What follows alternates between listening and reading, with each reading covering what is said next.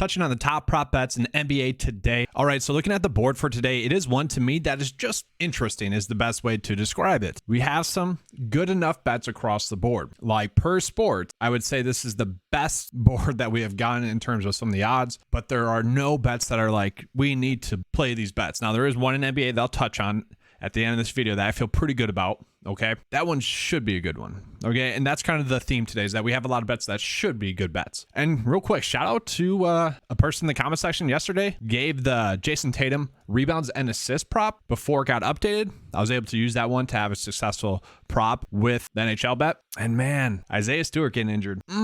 That was well on its way to hitting. And so that would have been all three of the props from today's bets hitting instead of 2 out of 3. Although 2 out of 3 will take, right? All right, so real quickly, just starting out with some NHL bets that we are getting. There's not that many good ones, okay? There's one really good one that we're getting at the moment, and that's Barrett Hayton under 2.5 shots on goal. Now, we can see throughout the last 5 games, he's been under this mark. The sportsbooks, on average, had set at minus 150 for the under and plus 115 for the over. So those are going to be some pretty favorable odds. And so we do see a little bit of a discrepancy, though, on DraftKings Sportsbooks. They have it set at minus 135. So this is up to you guys whether you want to make it or not, but on average across the sportsbooks, minus 150. And if we take out the juice, it's about a 56% chance for this one to hit. Pretty good odds there. And then like the only other good one that we're getting, I shouldn't say only other one, but this is the next strongest one that we're getting. The next one that I feel comfortable betting would be looking at 2.5 shots on goal for the over here. And that's going to be set at minus 140 on average across the sportsbooks. So this one has about a 54% chance to hit, which is not terrible, but obviously that means it's got about a 46% chance to not hit. Decent prop bet. You know, if you're trying to pair 2 NHL bets together, this would probably be the route that I would go. And then for what it's worth, we can see DK Sportsbook much more agreeing with that number as well.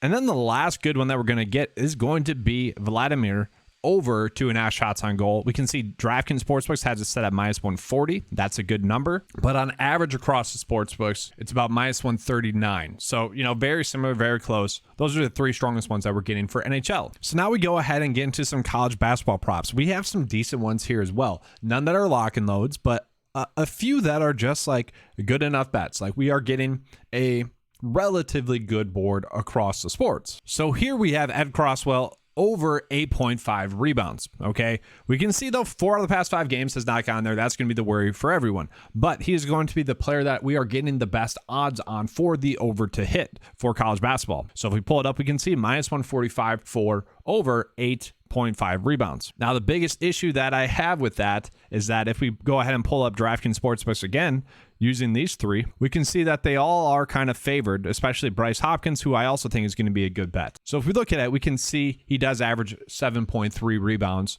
So in theory, he's just not been getting there recently, but also he is someone that definitely needs to step up. We look at the last game against Georgetown, only 4 rebounds. So just an interesting line there. And maybe that's one where if you guys are not liking the over here, this could be a bet in which you make on DraftKings Sportsbook. You know, to me, it's not that eye appealing. This would just be one of those bets that you make if you're just someone that wants to bet on the good number that we are getting. So sticking with that game, I actually don't mind Bryce Hopkins over 7.5 rebounds at minus 140. If we look at him, we can see he's had some really big games in which he's gotten the over 12, 9, 9, and then he had 6.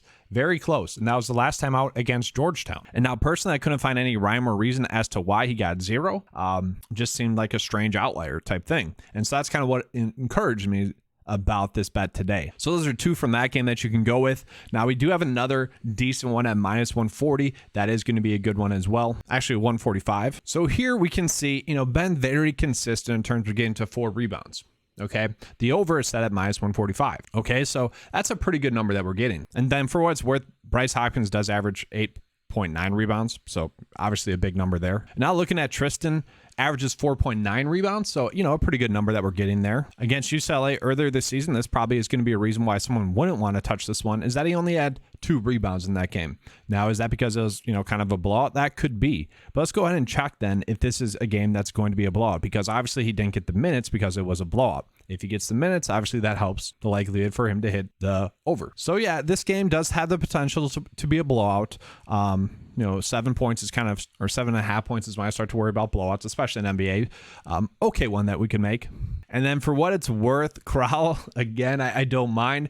He was terrible against Iowa, 3 rebounds. But why was that? That was because Tyler Wall really went out and had himself a game, 14 rebounds in that game. So we can just see it was a game in which Tyler Wall was really going off above his mean, above his average. And so thus someone like Stephen Crowell, who actually had been on a tear quite recently, that's kind of why I like this one as well, didn't get there. Okay, we can see against Michigan just a couple of games ago, 12 rebounds in that game. So that's going to be the appeal there. Now, for what it's worth, my track record with the Bucks and Badgers has not been great recently, and to me, that tells me that it should spike up. We'll see if that holds to be true. And then real quickly, for what it's worth, just going to get into some PGA bets before the NBA kind of deep dive here. So as it sits right now, the scoring seems to be pretty easy, okay? And I just want to call out some of the strokes that we're getting. Chris Kirk's 68.5 strokes here. Billy Horschel, 69 here. Seb Straka, 68.5. Now, if we go ahead and look at these strokes on Underdog, we'll see a little bit of like discrepancies here. So like this is a situation in which I would say Underdog is favoring lower scoring, so you could maybe do over bets here if that's how you feel. Like Billy Horschel, he's been battling stuff with his swing this season. Had a really good round 1, had a really good round 3. Round 2 was terrible, so I kind of expect him to have a bad round 4. You could do the over there. That's really for you guys to decide. And then Chris Kirk here, 68. So we're getting about a half a stroke there. Obviously with something like Underdog, they don't pay out for the push, so that's something you would have to factor in there. But I did just want to call that out. We are seeing some discrepancies there, and that is a situation in which you could potentially take an advantage of. And like for what it's worth, I could see, and this is probably not worth it because he'll be on the course. Never mind for Billy Horschel. I was going to say under would be okay. But now let's go ahead and get into some NBA bets. So, yesterday with the Indiana Pacers, Buddy Hield was kind of like, I think everyone's favorite over bet, 3.5 3-pointers made. He only ended up shooting, I think 5 or just not that many, ended up making 3. The thing that I caution people against with kind of the second half of the season is we don't really know what these teams are going to try to do, especially with the new makeup of some of these rosters. Jordan Nwora went out and got a ton of minutes, and he has been extremely efficient with his time with the Pacers. Like, there are going to be random stuff like that happening that might take away some production, some usage, and even some minutes away from some players. That is where the second half of the NBA season is going to be, I guess, more difficult to figure out for this first week. We are going to see some random stuff. And who knows, maybe the Isaiah Stewart prop from yesterday, maybe that was just one of those situations in which they're being cautious. Got ruled out, I think, in the third quarter for sure. I think with like 10 minutes left in the third quarter. He only had 20 minutes. If he gets the normal 9 extra minutes that he gets, that one hits as well. So it wouldn't be shocking to see the second half of the season be a little bit harder to predict and just a little bit more high variance. Now, I will say the props that we're getting today, and I'm going to start out with this Bucks versus Phoenix game because it should be the most appealing one that we're getting right now as it sits. So looking at it, guys, fantasy score-wise, this one's kind of popping up to me. Brook Lopez over 31.5 fantasy points. And once again, this is to me like one of those situations in which I want to get back to, or not get back to, but develop the 9to5 NBA tool to also include per 36 numbers with someone out. Because if we look at it, like Brook Lopez, sure, there's a slight edge for the over, barely, okay, even without the per 36 numbers. But if we go ahead and include his production per 36 with Giannis off the court, he averages about 38 fantasy points per 36 with Giannis off the court. And so at 31.5, that seems like a pretty strong number. Now, there are other ways that we could go about attacking Brook potentially. Right now, as it sits, 14.5 points on DraftKings Sportsbook at least. It's currently set at minus 140. Now, if we look across the sports books, not going to be that favorable. But if we kind of just sort by Brook Lopez, we can see without factoring in the per 36 numbers, a lot of these unders would kind of be the way to go. But he sees a big increase in usage with Giannis off the court. It's about a 5.5% bump in usage. Now, Bobby Portis is going to be back. He should have some minutes. He should be productive as well. But to me, it seems like a situation in which we could be betting over points. We look at his per 36 numbers with Giannis off the court, 19.7 points per 36, averages 7.1 rebounds. So he gets about 4.6 more points per 36. Not that many more assists, not that many more rebounds actually, but is a little bit more productive. And so to me, like right now, we can kind of see the points are going to be kind of the best approach. Now, what's interesting to me is like, yeah, sure, if he's being more productive and scoring points, it wouldn't be shocking to see him hit 2 3-pointers. But to me, the prop here would be points. At the same time, like points and rebounds could be the move as well. Like once again, it's per 36 numbers, 19.7 points, 7.1 rebounds. So what is that? That's 26.8 points and rebounds. That's a big bump that we're getting there per 36. Now, the matchup is not great, but if we look at the difference here, he averages about 21 points and rebounds. So we're basically getting that line at his average, which is kind of appealing. Now, the matchup's not the best, I guess, but at the same time, wouldn't be shocking to see him get there. So I just want to call that one out specifically because to me, that one was kind of really popping up. But let's go ahead and just kind of give you guys the odds breakdown. So we can see Devin Booker over 4.5 rebounds is going to be favored at -139, a good number. And then the under odds are actually set at +110. That's a very good number that we're getting there. We can see slightly projected to get it over there. That's going to be huge. And now we remember what the issue was with Booker kind of right before All-Star break. It was the minutes there. And so he was someone that was being highly productive without getting those minutes. And so, like, yeah, if we look at his past game logs, he hasn't really gotten over that too much, but he's been close. And so to me, I always like to see when a player has been close to getting their over. Oh, and they just bumped this. Never mind. They just bumped it. Content creation, guys. That sucked. Okay, so we'll move on. And so the next best one that we're getting would be Clint Capella. We can see not a big edge there, though. Over rebounds and assists, -135. And the average sportsbook line has it set at 11.5. We can see the edge is about, 0.3. Not huge there. Really, the best one that we're getting edge-wise would be AD.